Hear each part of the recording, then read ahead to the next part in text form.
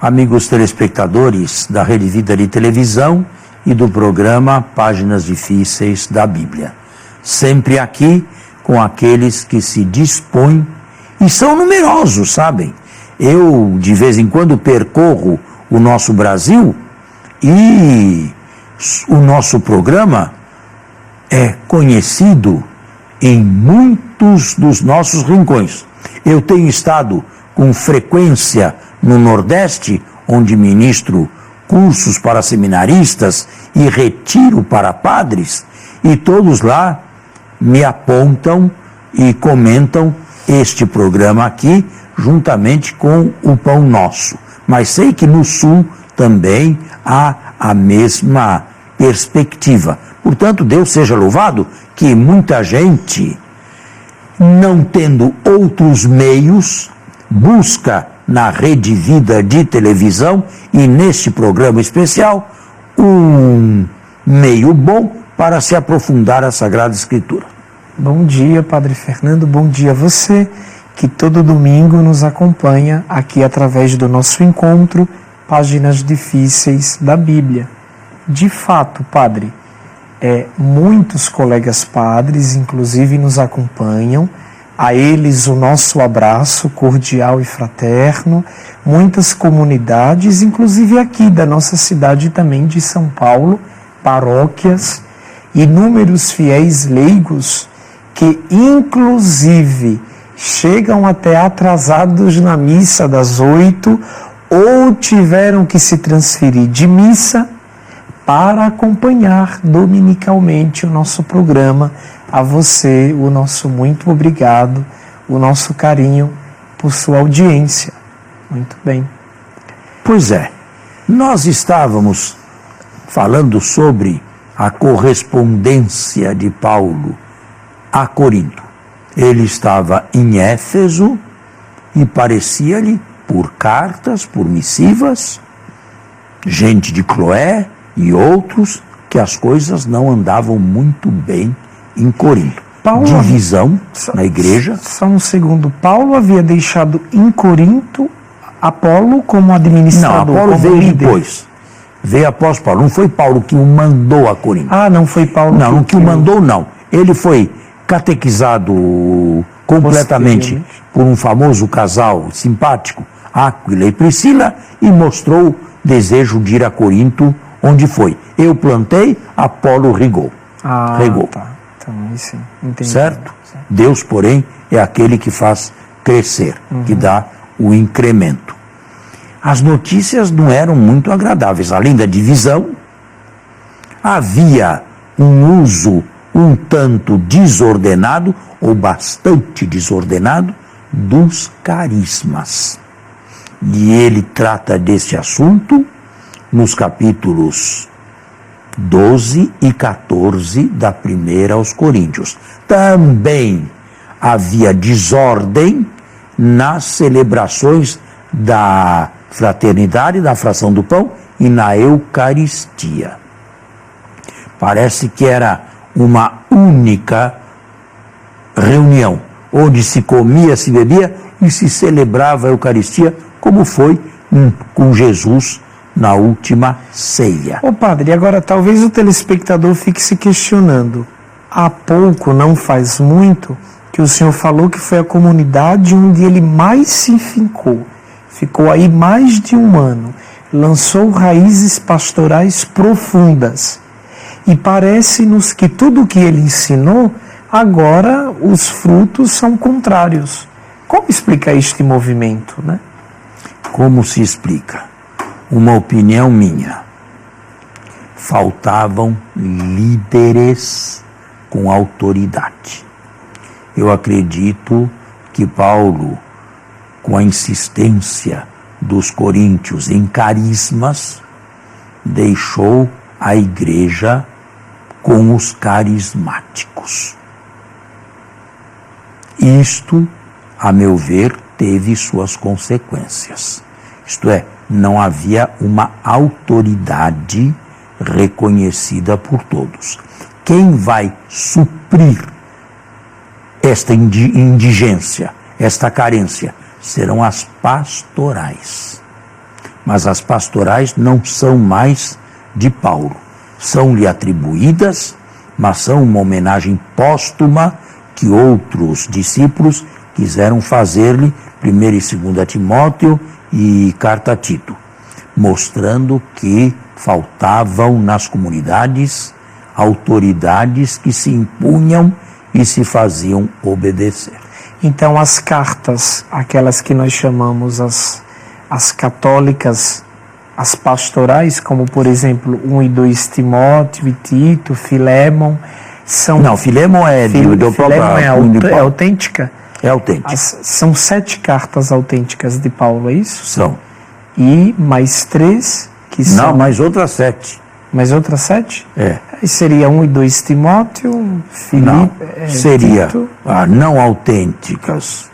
Seria Colossenses, Efésios com toda certeza, 1ª e 2ª a Timóteo, carta a Tito. A 5, né? Que Não, Hebreus já tem não mais, entra. Tem mais. Hebreus hoje está fora. Antigamente Entrava. se considerava paulina também. Filémon não é? Não, Judas Filémon não é? é. Filémon não é. Aí eu já citei 6. Falta uma aqui que não estou lembrado no presente momento. Tessalonicenses, alguma Não, na 2ª aos Tessalonicenses. A primeira é o primeiro escrito cristão de Paulo. A 2ª é controvertida. Ah, muito bem. Certo? Bom, que fazia Paulo com essas notícias? Não podia fazer outra coisa senão rezar e escrever. As cartas aos Coríntios, as que sobraram, as que chegaram até nós, 2, são conselhos que dá. Conselhos doutrinários e conselhos pastorais para compor e apaziguar aquela comunidade. Mas parece que o que mais agitava eram carismas, ou carismáticos. O que é o carisma? Paulo afirma que ele também é carismático e que ele também falava em línguas. Mas afirma que estas coisas devem ser feitas com ordem. E o que era tido como o primeiro carisma, o mais importante, o mais vistoso, as línguas, Paulo coloca como último e dá um caminho mais seguro e excelente, a caridade, no capítulo 13 da 1ª aos Coríntios. Agora, se não proíbe, também afirma que quem quiser falar em línguas, vá ao seu quarto, feche a porta e fale em línguas quanto quiser. Mas não na presença de outros. Sobretudo se não houver um intérprete que interprete aquilo que falo. Então, para Paulo, o dom das línguas precisa ser interpretado Sim. quando desenvolvido em assembleia. Em assembleia. E fale um de cada vez. Não todos juntos. Porque, e são palavras suas, não minhas, se alguém passa de fora e vê uma comunidade desta, irá pensar que lá está um bando de loucos reunidos. Desaconselha o uso excessivo das línguas e aponta para o principal, que é a caridade. E daí vem o exemplo. Como eu, que me fiz tudo para todos. Judeu com os judeus, grego com os gregos, pagão com os pagãos, para lucrar todos eles a Cristo. Está vendo? Agora, mais tarde se viu que comunidades puramente carismáticas não subsistem. Neste mundo aqui, que não é o céu ainda, é preciso ordem. Ou seja, hierarquia. Aconteceu a mesma coisa com a comunidade de João, que também se quebrou no meio por falta de autoridade comumente reconhecida. Então, os últimos escritos do Novo Testamento são não apenas polêmicos contra o gnosticismo, o pré-gnosticismo, que já existia e serpenteava, mas também exigindo a presença de presbíteros bispos, ou seja, autoridades que substituíam o apóstolo missionário, sobretudo com o desaparecimento deles através da morte. Agora, eu não sei se ainda temos algum tempo, talvez se aproxime o nosso intervalo, mas aí fica a pergunta, né? Como sobrevive as comunidades cristãs que não são católicas, que não têm esse princípio de hierarquia, mas vivem baseadas nos dons e carismas? Um é pregador, o outro é... que são cristãs, mas não são católicas, e que ainda sobrevivem. Bom, estão de pé. Nós temos que fazer o intervalo e voltamos a ela.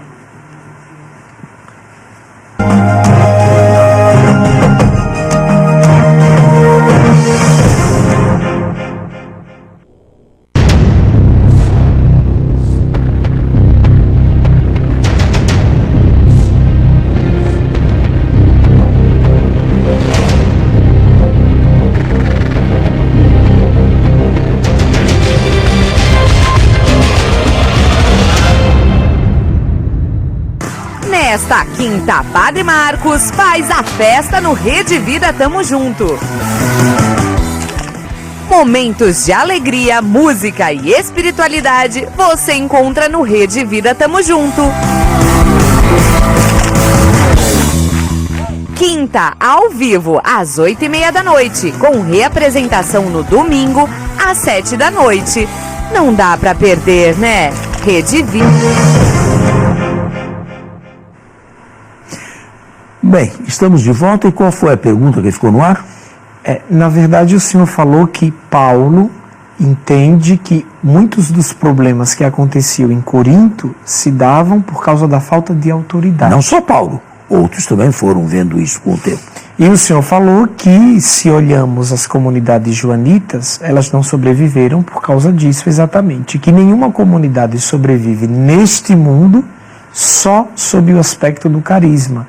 E aí foi quando eu perguntei, e hoje, por que é que muitas comunidades, embora não católicas, mas cristãs, sobrevivem sem esse aspecto da hierarquia? É apenas uma aparência que sobrevive. Primeiro, não tem um corpo de doutrinas sério e estável. Não tem um credo único e também estável. Em terceiro lugar, tem sempre uma figura carismática com máxima autoridade, que são esses pastores de televisão que você conhece. Portanto, não é que vivam à vontade. Pelo contrário, eu acredito que sigam pedissequamente esses pastores aí, ao pé da letra. E não fazem o que eles proíbem. E eles dominam. Eu acredito que mais que nós católicos. Certo? E isso através de um método fundamentalista, né? O olhar para... Televisivo, mediático, não é? Sim, sim. Mas estão lá. As presenças de todos estão lá e são insubstituíveis. E a comunidade de Corinto, voltando ao texto, quando recebeu as orientações de Paulo, acolheu? E o fez Paulo de bom fez uma grado? viagem relâmpago a Corinto e foi maltratado. Foi muito mal recebido pelos coríntios, ainda com a divisão. Voltou para Éfeso e escreveu a famosa Carta das Lágrimas, que não chegou até nós. Que pena. Pois é. Finalmente foi informado pelos seus companheiros missionários, Timóteo e Tito, que havia a paz se consolidado e que eles se sentiam muito tristes de terem feito Paulo sofrer. E aí Paulo escreve a segunda carta que nós temos no Novo Testamento. foi uma fundação longa e depois um contato agitado entre o apóstolo e a sua comunidade, e leve em conta que o mundo de então não tinha as facilidades de comunicação que nós hoje temos. Tudo isto para chegar daqui lá levava 1 mês, levava 2 meses, né? Eu creio que nós, no próximo programa, antes de entrarmos no outro tema, ainda devamos voltar ao livro dos Atos, talvez para concluí-lo, não sei.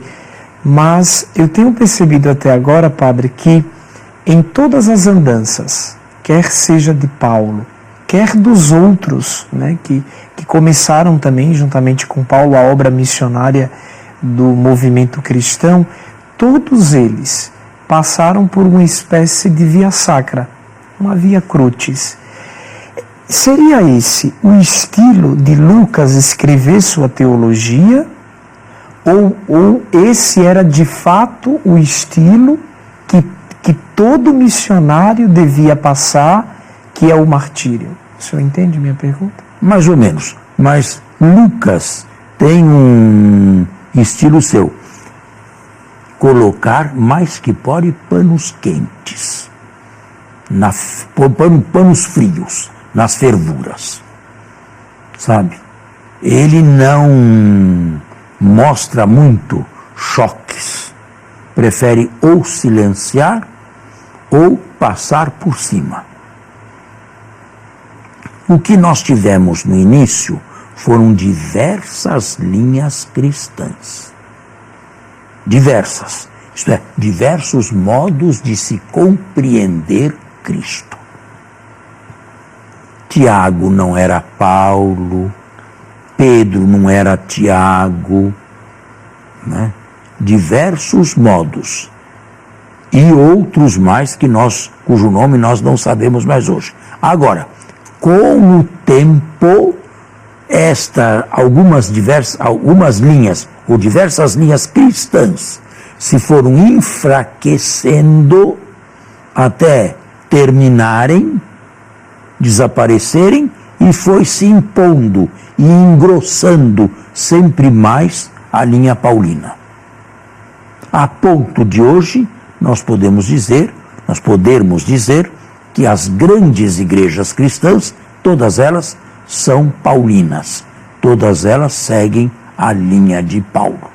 Outras linhas não chegaram mais até nós. Nós temos um cristianismo paulino. Também, o que escreveu, ou o que lhe foi atribuído, é a metade do Novo Testamento, né? Por assim dizer. Né? Paulo forjou o cristianismo. Alguns chegam, claro que com total exagero e infelicidade, dizer que Jesus foi o último judeu e Paulo o primeiro cristão. Claro que não. Mas Paulo, geograficamente, operou muito mais, de maneira muito mais extensa do que Jesus, que nunca deixou Israel, nunca deixou a Galileia ou a Judéia. Certo? Bem, nós temos ainda alguma pergunta a ser feita? Agora me veio à mente que, olhando todo esse panorama do trabalho pastoral de Paulo, de 16 a 20. De 16 a 20, exatamente, há possibilidade de se fazer um diálogo entre esta proposta de todo o trabalho pastoral de Paulo e aquilo que propôs o evangelista João, quando, por exemplo, tentava dividir os cristãos dos não cristãos? Tem como haver um diálogo? Não foi João que dividiu. Quem dividiu foram aqueles que saíram da comunidade e partiram para o pré-gnosticismo, com o evangelho de João nas mãos. O próprio evangelho de João afirma que eles não são do mundo, eles não pertencem, nós não pertencemos a esse mundo, eles são daqui, nós não somos daqui. Espera, o evangelho não. Não, eu me refiro ao evangelho. eles estão no mundo. A oração sacerdotal de Jesus. Capítulo 17. Sim. Eles estão no mundo, mas não são do mundo. Isto é, mundo. não pertencem ao mundo, no sentido de não serem mundanos, no sentido de serem discípulos de Jesus e contrários à mentalidade mundana. De certa forma, nós também estamos no mundo, não significa que não estejamos aqui, mas não seguimos a lógica deste mundo. Mas a linha pastoral não é a mesma, né? A linha pastoral de quem? Entre João e Paulo, entre o quarto evangelho e o trabalho missionário. Digamos que deveria haver muitos pontos em comum. Não, a mesma provavelmente não. Isto foi trabalho depois do surgimento da grande igreja que englobou todas essas comunidades e se chamou pela primeira vez, foi chamada de católica por Inácio de Antioquia,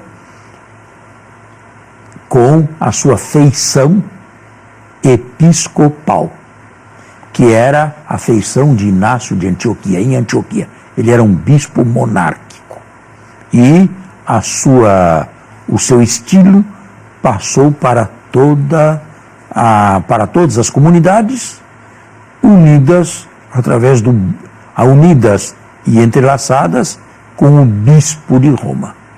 Agora, padre, de onde Paulo aprendeu que a estrutura do querigma cristão, se ele aprendeu, deveria ser sempre ouvir a palavra, se converter e se converter a ela e só depois ser batizado? Porque o batismo é dado, não mecanicamente, mas na remissão dos pecados. E o batismo que ele impunha sobre os outros não é o mesmo que nós recebemos? É o mesmo. O batismo de mas João ele não. batizava em nome do Senhor Jesus. Mas não em nome de João. João Batista. Sim, não, mas Paulo quando batizava em nome de Jesus. E exortava que todos recebessem. Nós recebemos hoje o batismo na Trindade, em nome da Trindade, mas que Jesus revelou.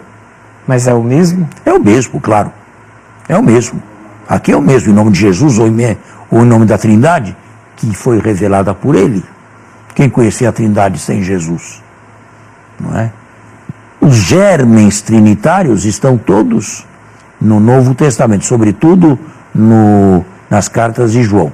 Agora, os germens, havia necessidade de aquilo ser submetido a uma lógica cerrada para não fazer de um mistério um segundo mistério, ou elevá-lo à segunda potência.